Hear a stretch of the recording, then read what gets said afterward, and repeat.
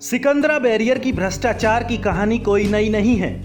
इसी को लेकर 2 दिन पहले हमने एक खबर चलाई थी जिसमें बताया था कि किस तरह एक ड्राइवर को परेशान किया जा रहा है, उससे जबरदस्ती पैसे वसूले जा रहे हैं। इस खबर के प्रकाशित होने के बाद टोल अधिकारी भड़क गए और आनन फानन में गाड़ी का 12,000 रुपए का जुर्माना कर दिया और मोटर व्हीकल एक्ट के तहत धारा लगा दी, जिसमें 191, 190(2), 97, 177, 79 और 200 धारा लगाई गई।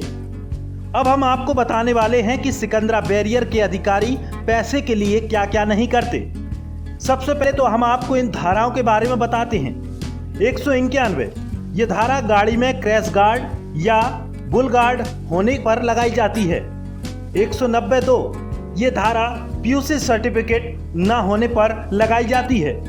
97, 177 ये धारा बिना लाइसेंस के गाड़ी चलाने पर लगाई जाती है।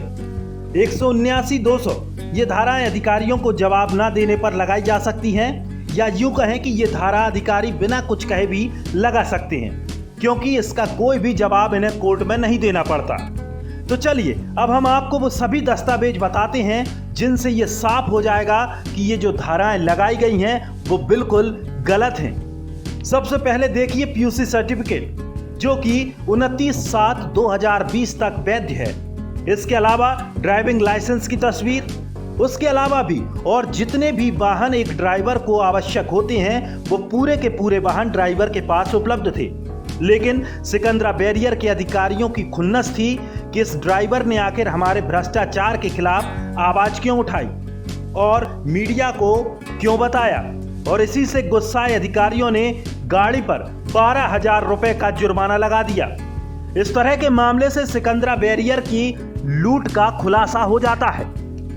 हालांकि कई बार परिवहन आयुक्त ग्वालियर को भी इस विषय में बैरियर पर हो रहे भ्रष्टाचार से अवगत कराया गया है, लेकिन वो भी सिर्फ एक्शन लेने की बात कह देते हैं। लेकिन इन बेलगाम भ्रष्टाचार अफसरों पर अभी तक कोई भी एक्शन नहीं हो पाया है। कैलाश चंद्र अग्रवाल चित्तौड़गढ़ का रहने वाला हूँ। मेरी गाड़ी कल दिनांक 12/6/2020 को सिकंदरा बॉर्डर पर मेरी गाड़ी सुबह 3 बजे पहुँची। उस ड्राइवर के लाइसेंस भी पूरा है, कंप्लीट है, गाड़ी के पेपर सारे कंप्लीट हैं। उसके बावजूद उस गाड़ी को परेशान किया गया और अंततः उसका 12,000 रुपये का चालान बनाया गया। मैंने इस संदर्भ में हमारे माननीय मंत्री जी नरोत्तम जी मिश्रा साहब से भी मैंने बात किया, तो नरोत्तम जी मिश्रा जी का कहना है कि हम देखते हैं, ये तो सिस्टम ऐसा ही चलेगा। उसके बाद हमने परिवहन आयुक्त मधु कुमार जी से हमने बात किया। परिवहन आयुक्त जी ने हमें आश्वासन दिया कि मैं इस संदर्भ में मैसेज कन्वर्ट करता हूं और आपको पूरी मदद देंगे। लेकिन इसके बावजूद रात को 11 बजे तक भी इस संदर्भ में जब कोई मुझे सहायता कहीं से भी नहीं मिली, तो फिर मैंने चालान बनवाया और चालान बना करके 12,000 रुपये मेरे को देने पड़े और इस तरह मेरी गाड़ी को परेशान किया गया, जबकि मेरी गाड़ी के कागजात पूरे हैं और मेरे ड्राइवर का लाइसेंस भी कंप्लीट है। और इस तरह वहाँ पर अवैध वसूली ज़ोर शोर से चली आ रही है। और ये आज एक दिन का काम नहीं है साहब, ये तो रात दिन का काम है। ड्राइवर को गाली देते हैं, वहाँ पर अपशब्दों का इस्तेमाल किया जाता है और सरेआम पैसों की लूटमार की जाती है। और वहाँ के जो स्थानीय थाने के जो 100 नंबर पर हमने डायल किए और 100 नंबर से जो जीप वाले आए, वो भी हमें लगता है कि वो भी उनकी सिकंदरा जो बैरियर पे जो RTO के जो कर्मचारी हैं CI सब के, वो सारे मिले हुए हैं। हमने वहाँ पर कई जनों से बात करी, लेकिन कई ड्राइवरों से भी हमने बात करी। वहाँ का सिस्टम ही ऐसा है कि वहाँ तो बिना भ्रष्टाचार किए कुछ भी नहीं हो सकता है। भ्रष्टाचार को ही उन्होंने शिष्टाचार बना रखा है और इस तरह पूरे मध्य प्रदेश के बॉर्डरों पर इस तरह का जो गोरख धंधा भ्रष्टाचार का कर रखा है, ये बहुत ही अशोभनीय है।